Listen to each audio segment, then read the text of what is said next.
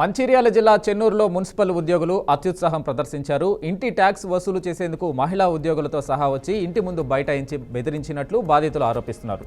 రాత్రిపూట వచ్చి ఇబ్బందులు పెడుతున్నారని బాధితులు ఆవేదన వ్యక్తం చేస్తున్నారు. దీంతో మున్సిపల్ అధికారులపై స్థానిక ప్రజలు మండిపడుతున్నారు.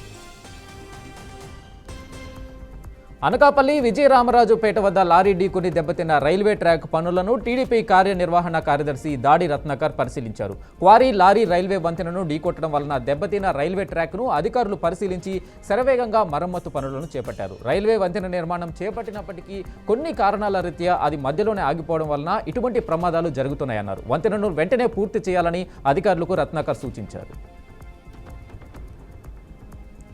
ఓ కారు దగ్ధమైన ఘటన హైదరాబాద్ హబ్సీగూడలో చోటు చేసుకుంది. ఓయూ పోలీస్ స్టేషన్ పరిధి హబ్సీగూడలో వెళ్తున్న కారులో ఒక్కసారిగా మంటలు చెలరేగాయి. అప్రమత్తమైన డ్రైవర్ వెంటనే కారులో నుంచి దిగి పరుగులు తీశారు. సమాచారం అందుకున్న ఫైర్ సిబ్బంది హుటాహుటిన ఘటనా స్థలానికి చేరుకుని మంటలను ఆర్పివేశారు. అప్పటికే కారు పూర్తిగా దగ్ధమైపోయింది. ఈ ప్రమాదంలో ఎవరికీ ఎలాంటి హాని కలగలేదు. అనంతపురం జిల్లా ఒరవకొండ పట్టణంలోని వ్యవసాయ డివిజన్ కార్యాలయం అగ్ని ప్రమాద ఘటనపై అధికారులు ఉన్నత స్థాయి విచారణ చేపట్టారు. అగ్ని ప్రమాదంలో కార్యాలయంలోనే మొత్తం ఫైల్స్ అన్ని ఖాళీ బూడిదవ్వడంతో కుట్రకోణం ఏమైనా ఉందా అన్న అంశాన్ని కూడా అధికారులు పరిశీలిస్తున్నారు. అనంతపురం జిల్లా ఎస్పీ ఘటనా స్థలాన్ని పరిశీలించి కార్యాలయ ఉద్యోగులను దిగువ స్థాయి సిబ్బందిని కూడా ప్రమాదం జరిగిన తీరుపై ఆరా తీసి వివరాలు సేకరించారు. ఉదయాన్నే జిల్లా ఎస్పీ ఆదేశాల మేరకు క్లూస్ టీం కూడా ఘటనా స్థలాల్లో వివరాలు సేకరిస్తున్నట్లు వెల్లడించారు. యాదాద్రి భువనగిరి జిల్లా జంగంపల్లి గ్రామ పంచాయతీ కారోబార్ పంచాయతీ రికార్డులను ట్యాంపర్ చేసి దళితుల భూమిని ఆక్రమించుకున్నాడని గ్రామస్తులు ఆగ్రహం వ్యక్తం చేశారు. గతంలో కూడా ఇలాంటి అవకతవకలు పాల్పడుతున్నాడని గ్రామసభ తీర్మానంతో కారోబార్ను తొలగించగా పై అధికారుల అండదండలతో మళ్లీ కారోబార్గా నియామకం అయ్యారని తెలిపారు. ఈ విషయంపై జిల్లా కలెక్టరేట్లోని కలెక్టర్ హనుమంతరావుకి వినతి పత్రాన్ని అందజేశామన్నారు. కలెక్టర్కి విజ్ఞప్తి చేయగా విచారణ చేసి చర్యలు తీసుకుంటామని హామీ ఇచ్చారని అన్నారు. చిత్తూరు జిల్లా పులిచెర్ల మండలం దేవశంపేటలో శ్రీ లక్ష్మీ నరసింహస్వామి ఉత్సవాలను ఘనంగా నిర్వహించారు. ఈ కార్యక్రమానికి ముఖ్య అతిథిగా టీడీపీ పార్టీ ఇన్ఛార్జి శ్రీ చల్లా రామచంద్రారెడ్డి హాజరయ్యారు. లక్ష్మీ నరసింహస్వామి వారికి చల్లా రామచంద్రారెడ్డి పట్టు వస్త్రాలు సమర్పించారు. ఈ ఉత్సవాల్లో భక్తులు అధిక సంఖ్యలో పాల్గొని స్వామివారిని దర్శించుకున్నారు. అసెంబ్లీ జరుగుతున్న సమయంలో నియోజకవర్గంలో ఉన్న సమస్యలు అసెంబ్లీలో చర్చించాల్సిన బీఆర్ఎస్ ఎమ్మెల్యే సుధీర్ రెడ్డి చిల్లర రాజకీయాలు చేస్తూ బీఆర్ఎస్ కార్యకర్తలతో గొడవలు సృష్టిస్తున్నారని బీజేపీ కార్పొరేటర్లు కొప్పుల నరసింహారెడ్డి, వంగ మధుసూదన్ రెడ్డిలు ఆరోపించారు. ప్రోటోకాల్ ఉల్లంఘించి గెలిచిన కార్పొరేటర్లకు సమాచారం ఇవ్వనివ్వకుండా ఓడిపోయిన మాజీ కార్పొరేటర్లతో అభివృద్ధి కార్యక్రమాలకు శంకుస్థాపనలు చేస్తున్నారన్నారు. డివిజన్లలో అభివృద్ధి చేసేందుకు తాము కష్టపడి నిధులు తెచ్చుకుంటే ఇవాళ మిమ్మల్ని పక్కన పెట్టి శంకుస్థాపనలు చేస్తూ చిల్లరగా వ్యవహరిస్తున్నారని అన్నారు. అనంతరం ఎమ్మెల్యే తన తీరు మార్చుకోవాలని సూచించారు. మేడ్చల్ జిల్లాలో పారిశుద్ధ్య కార్మికులకు జీతాలు ఇవ్వడం లేదంటూ నిరసన చేపట్టారు. గత 3 నెలలుగా పారిశుద్ధ్య కార్మికులకు జీతాలు ఇవ్వడం లేదంటూ సోమవారం దమ్మాయిగూడ మున్సిపల్ కార్యాలయం ఎదుట కార్మికులు నిరసన వ్యక్తం చేశారు. ఈ విషయంపై కమిషనర్ను అడగగా 1 వారం అంటూ 3 నెలలుగా కాలయాపన చేస్తున్నారని తెలిపారు. సుమారు 160 మంది కార్మికులు తిండి లేక ఇబ్బందులు పడుతున్నారని, తమకు జీతాలు కావాలని ఆవేదన వ్యక్తం చేశారు.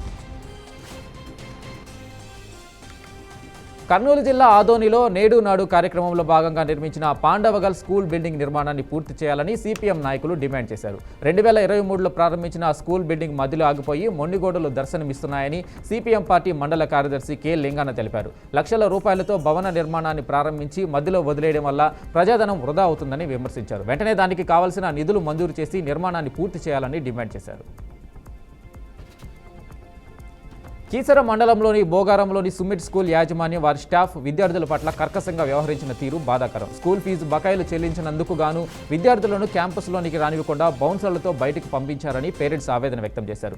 అభం శుభం తెలియని చిన్నారులను బౌన్సర్లతో నెట్టించడం ఏటని పేరెంట్స్ ప్రశ్నిస్తున్నారు. ఫీజు బకాయిలు చెల్లించిన స్కూల్ యాజమాన్యం ప్రోగ్రెస్ రిపోర్ట్ ఇవ్వలేదని వాపోయారు. కనీసం ప్రోగ్రెస్ రిపోర్ట్ చూపించలేదన్నారు. స్కూల్లో అత్యధిక ఫీజులు వసూలు చేస్తున్న విద్యాశాఖ పట్టించుకోవడం లేదని, బకాయిలపై విద్యార్థులకు చెప్పి వాళ్లను మానసికంగా హింసిస్తున్నారని ఆరోపించారు.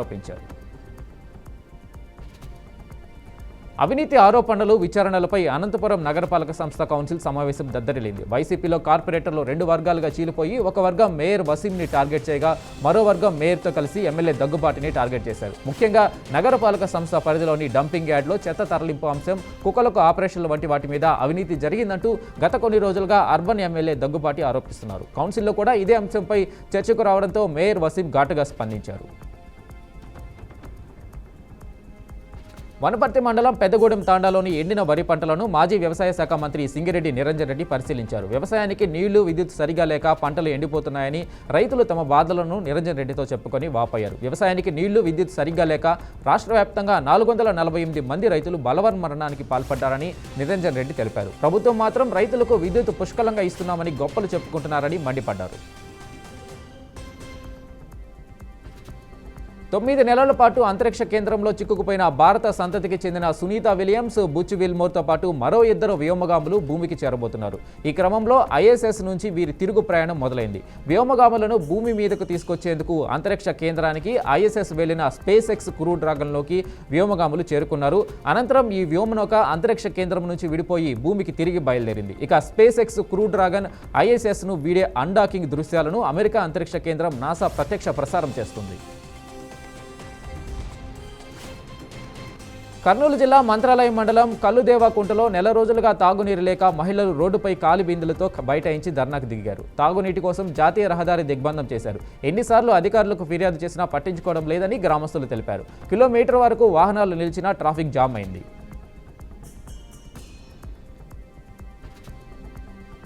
రంగారెడ్డి జిల్లా చేవెళ్లలో దొంగల బీభత్సానికి గ్రామ ప్రజలు భయభ్రాంతులకు గురవుతున్నారు. సింగప్పగూడ గ్రామంలో 2 ఇళ్లలో బైక్ దొంగతనం, రామన్నగూడ గ్రామంలో ఒక ఇంట్లో ఒక బైక్ చోరీ చేశారు. సింగప్పగూడ గ్రామంలో 30,000 నగదు పోయినట్లు గ్రామస్తులు తెలిపారు. పోలీసులు ఘటనా స్థలానికి చేరుకొని విచారణ చేపట్టారు.